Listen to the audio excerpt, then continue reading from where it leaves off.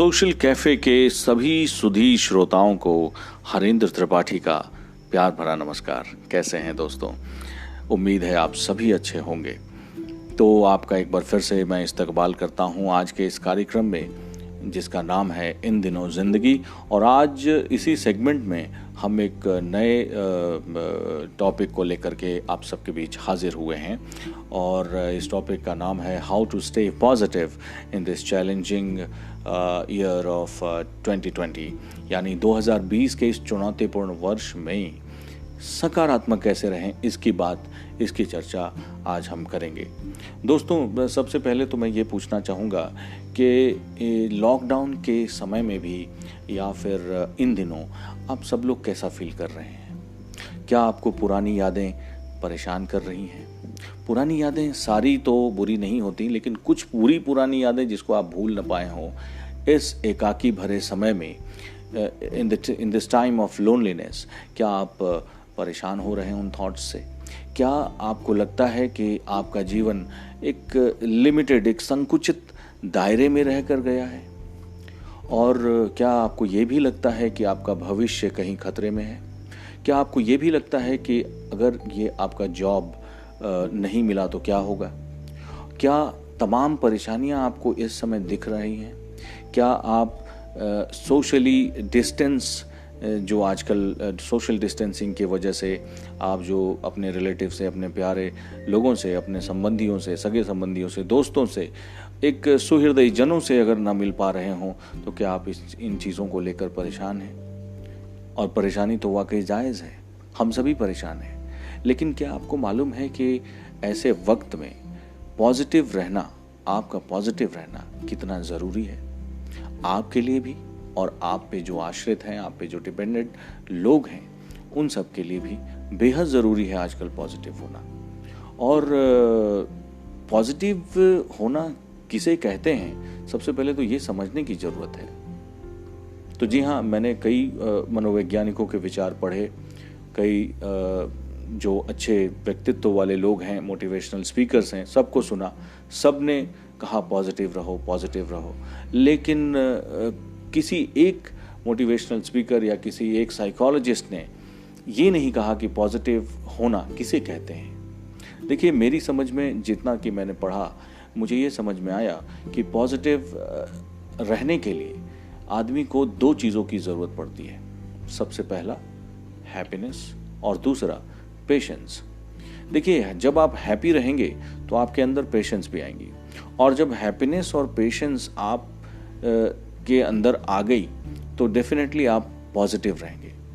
देखिए, हैप्पीनेस इसलिए कि जब आप किसी चैलेंजिंग सिचुएशन में या किसी चुनौतीपूर्ण समय में रहेंगे, वहाँ भी अगर आप खुश हैं और बहुत ही संयम से आप काम ले रहे हैं और इस उम्मीद में रहे हैं कि सब कुछ अच्छा हो जाएगा, थिंग्स विल गेट बेटर, तब आप पॉजिटिव कहलाएंगे। उम्मीद है ये पॉजिटिव का डेफिनेशन आप सबको याद रहेगा। बेसिकली मैं ये कहना चाहता हूँ कि पॉजिटिव यदि आप हैं तो आप खुश होंगे, और खुश यदि आप हैं तो आपके अंदर संयम भी होगा, और यदि आपके अंदर संयम है, धीरज है, तो आपके अंदर उम्मीदें भी होंगी कि सब कुछ एक दिन अच्छा हो जाएगा। यानी पॉजिटिव जो है वो सिचुएशन है या वो स्टेट ऑफ माइंड है जहां आप खुश हैं, संयमित हैं, और इन उम्मीदों से भी भरे हैं कि things will get better soon, और I will be able to do something in my life for sure. यानी आप ये सोच रहे हैं कि जीवन में मैं कुछ ना कुछ तो कर ही लूँगा, और अगर ऐसे थॉट्स हैं तो आप पॉजिटिव हैं। अब मैंने ये भी देखा कि बहुत सी बातें कही गई हैं इंटरनेट पर, यूट्यूब पर, वेबसाइट्स पर, साइकोलॉजिस्ट के द्वारा, साइंटिस्टों के द्वारा और बड़े बड़े लोगों के द्वारा, हाउ टू स्टे पॉजिटिव। मैं बिल्कुल प्रैक्टिकल चीज़ों के साथ आप सबके बीच हाजिर हुआ हूँ। देखिए, सबसे पहले तो यदि हम सुबह की बात करें, हर दिन को जीना बेहतर ज़रूरी है। एक एक दिन करके जीना ज़िंदगी बेहतर अप्रोच है, सभी ने कहा है। तो इसी एक दिन को फोकस करते हुए मैं आप सबके बीच एक समझिए कि एक छोटा सा विचार शेयर कर रहा हूँ। आप इसे टिप्स, टेक्निक्स या कुछ भी मान सकते हैं।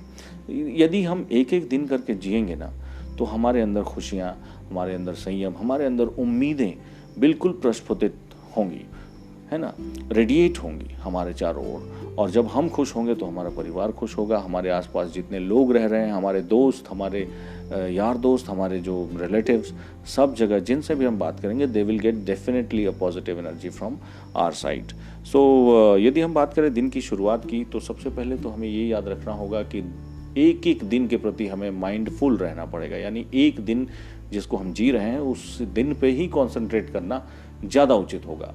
हाँ, बीच बीच में आप अपने प्लानिंग, अपने फ्यूचरिस्टिक प्लानिंग, इन सब चीज़ों के बारे में भी सोच सकते हैं। ऐसा कोई हार्ड एंड फास्ट कंपार्टमेंटलाइजेशन या फिर यूं कहें कि हार्ड एंड फास्ट ऐसा कुछ रूल है नहीं। तो बहरहाल हम अपने टॉपिक पे वापस आते हैं कि सुबह की शुरुआत कैसी हो। देखिए, जैसे सुबह होगी वैसा ही आपका पूरा दिन होगा।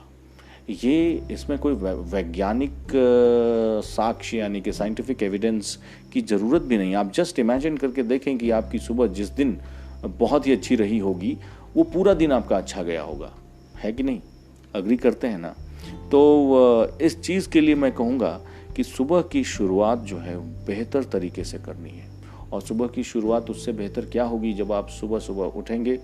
अपना एक फ़िक्स टाइम रखें सुबह उठने का, जैसे कि आप 5 बजे रखें, 6 बजे रखें, 7 बजे रखें, लेकिन आपका जो उठने का समय हो वो बिल्कुल फिक्स्ड हो।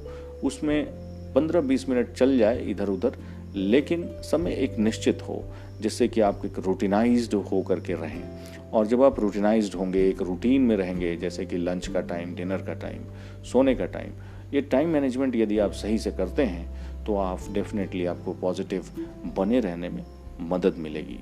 तो सुबह की शुरुआत बेसिकली हमारी होती है, जैसे ही हम सुबह बेड से उठते हैं, डेली कोर्स को करते हुए, यानी कि जो दैनिक दिनचर्या है आप करें।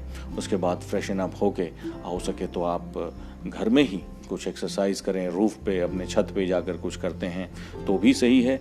फिर आप वापस आएँ तो एक प्लान बनाएं पूरे दिन का। कई लोग तो वर्क फ्रॉम होम भी कर रहे हैं आजकल, तो उनका तो वर्क शेड्यूल बिल्कुल फिक्स्ड है। तो लेकिन कई बार क्या होता है कि वो एक फ्लेक्सिबिलिटी होती है घर पे काम करते हुए। आप उस तरीके से स्ट्रिक्ट या डिसिप्लिन में नहीं होते हैं जैसे कि आप ऑफिस में होते हैं। जब आप पर्टिकुलरली तैयार होकर जाते थे, फिर आप वापस आते थे, जाने का एक फिक्स टाइम होता था, बीच में आप लंच करते थे। अगर आप घर में काम करते हैं तो घर के काम और ऑफिस के काम के बीच में एक संतुलन भी आपको बनाए रखना होगा। इसीलिए एक बेहतर प्लानिंग की ज़रूरत होगी। और 2 तरह के हमारे काम होते हैं जो पॉजिटिव रहने के लिए सबसे बेहतर ज़रूरी है कि आप कामों का वर्गीकरण, यानी कि classification of your type of work which you do in your day, that is more important. जैसे कि 2 काम ऐसे हो गए। एक तो रूटीन काम हो गए जिसको आपको रेगुलर करना है और उसमें ऐसी कोई क्रिएटिविटी या ऐसा कुछ इन्वॉल्वमेंट है नहीं, जैसे कि you have to take bath, brush करना है, सोना है, खाना बनाना है, या फिर खाना खाना है, या फिर कुछ सब्जियां लानी है, या कुछ भी करना है। डेली जो रूटीन जॉब्स हैं that you have to compulsorily do in order to be fit and fine और हेल्दी रहने के लिए। और दूसरा जो काम होता है वो जो है क्रिएटिव जॉब्स, जैसा कि मेरे विचार से होता है, जिसमें कि आप अपनी प्रोडक्टिविटी को बढ़ाते हैं, अपने स्किल्स को बढ़ाते हैं, है ना। जैसे कि रीडिंग हो गया, राइटिंग हो गई, है ना, और स्पोर्ट्स भी कई लोग खेलते हैं, या फिर पजल्स सॉल्व करना हो गया, म्यूज़िक सुनना हो गया, मेडिटेशन हो गया, इन तमाम चीज़ों का। या फिर आप प्रेयर्स भी करते हैं ना सुबह उठ करके, तो ऐसी चीज़ों पे भी हम लोग फोकस करते हैं।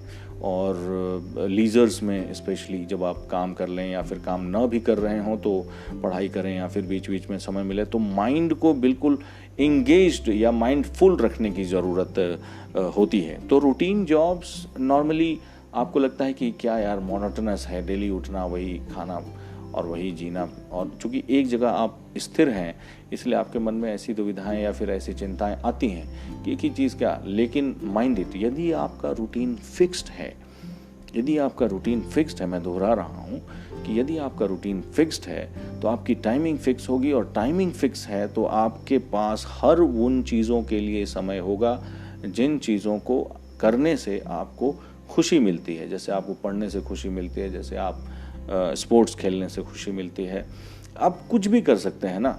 और यदि आप सब कुछ वो सब कुछ कर रहे हैं जिससे आपको खुशी मिलती है, तो आप अंदर से खुश रहेंगे और आपके अंदर कोई इरिटेशन या किसी तरीके का डिप्रेसिव थॉट या फिर किसी तरीके का कोई प्रॉब्लम नहीं आएगा। जो तीसरी बात जो मैं कहने वाला हूँ कि सुबह सुबह हम में से अक्सर लोगों की आदत होती है अखबार पढ़ना या फिर टीवी ऑन करके न्यूज़ देखना या फिर मोबाइल देखना। ये सब अनप्रोडक्टिव काम है। यदि आप सुबह सुबह ही इन कामों में संलिप्त हो जाएंगे तो कहीं ना कहीं आपके ऊपर एक नेगेटिव फीलिंग टाइप की आएगी। सुबह सुबह आपका बिल्कुल फ्रेश, लाइट हेडेड, एकदम दिमाग पे कोई बोझ नहीं हो और आप एक ब्रेकफास्ट करें। यदि आप काम करते हैं तो काम शुरू करें या फिर आप पढ़ाई करें या कुछ अपने आसपास अपने बच्चों से या फिर अपने रिलेटिव से या माँ बाप से, किसी से भी आप पॉजिटिव बातें करें, आपको बेहद अच्छा लगेगा।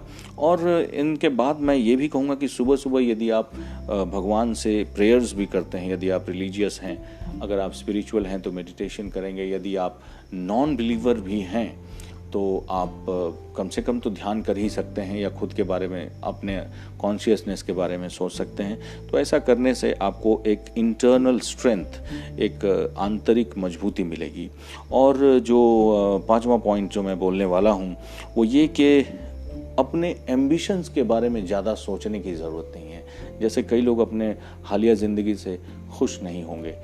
कई लोगों को लगता हो कि मेरा जॉब मेरे मन का नहीं है। कई लोगों को लगता होगा कि मेरा जो ज़िंदगी है ना वो अपने हिसाब से नहीं चल रही है।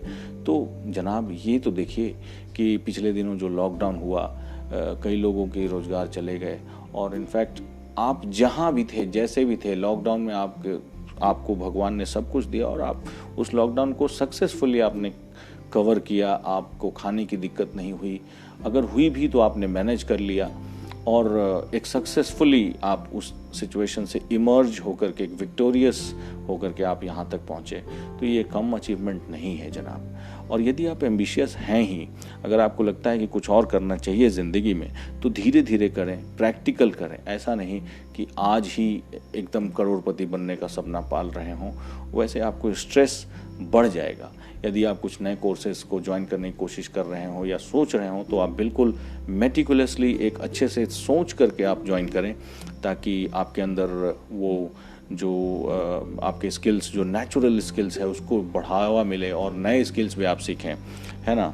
और मैं ये भी कहूँगा कि अपने आसपास कैसे व्यक्तियों से आप बात करते हैं, कैसे फ़ोन पे भी इनफैक्ट आप कैसे व्यक्तियों से संपर्क रखते हैं, ये भी ज़्यादा इम्पॉर्टेंट है आज के परिवेश में। यदि आप नेगेटिव लोगों से बात करेंगे तो आपका मन ऊब जाएगा और हो सकता है कि आप भी नेगेटिव हो जाएंगे या फिर नेगेटिव एनर्जी आपको भी अफेक्ट करेगी। और ये प्रूवन है, साइंटिफिकली प्रूवन है कि the kind of peer group you keep for yourself, that influences you too. और कई साइकोलॉजिकल, सोशियोलॉजिकल रिसर्चेस में ये बात साबित भी हुई है। इसलिए अपने influences, choose your influences very very seriously and very well, because they will influence you and that likewise your personality will be. और इसलिए मैं ये भी कहता हूँ कि इनफैक्ट हिंदी में भी कहावत है कि जैसा संगत रखेंगे वैसे ही आप बनेंगे। तो अपने इनफैक्ट कंपनी को या फिर फ्रेंड्स को बिल्कुल सोच समझ के जिनसे आप इंटरेक्ट करते हैं, अगर खुशी दे रही है तो इंटरेक्ट करें, otherwise you choose to talk to them in a certain gap. जब आप अच्छे फील करें तो कभी कभार बात कर लें। It's not necessary to keep in touch with such negative people always, because they will always bother you, because they themselves bothering themselves. वो अपने आप को ही बॉदर कर रहे हैं ना, तो आपको तो करेंगे ही। तो ऐसे लोगों से थोड़ी सी सोशल डिस्टेंसिंग इस महीने में बना के रखनी होगी। ये लोग आपको पॉजिटिव से नेगेटिव कर देंगे। और इस मेंटली कोरोना तो पॉजिटिव होने पे ख़तरनाक होता है और मेंटली अगर आप नेगेटिव हैं तो ख़तरनाक होता है। इसीलिए आप सब खुश रहें और मेरी तरफ से बस इतना ही। अगले वीक फिर एक नए टॉपिक के साथ हाजिर होऊंगा। तब तक के लिए अपना ख्याल रखें। सोशल कैफ़े से जुड़ने के लिए धन्यवाद। शुभ रात्रि, शुभ खैर।